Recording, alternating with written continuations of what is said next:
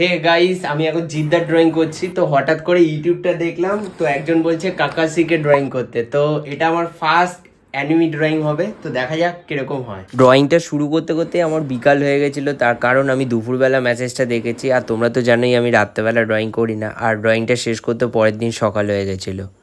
এখন আমাদের মধ্যে উপস্থিত আছেন সোনা ভাই। তো আউটলাইন ড্রয়িং কমপ্লিট হয়ে গেছে। সোনা ভাই কিছু বলো, কিরকম হচ্ছে?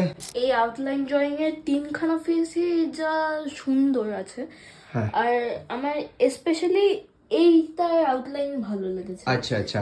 তো আমি এটা এখন আমি স্টার্ট করব পেন স্কেচ দিয়ে। তুমি কি কখনো পেন স্কেচ করেছো? হ্যাঁ, আমি এক এক দুবার মানে অনেকবারই করেছি। আচ্ছা আর পেন স্কেচে ডিফারেন্ট কালার্স ইউজ করলে ভালো লাগে। আচ্ছা আচ্ছা।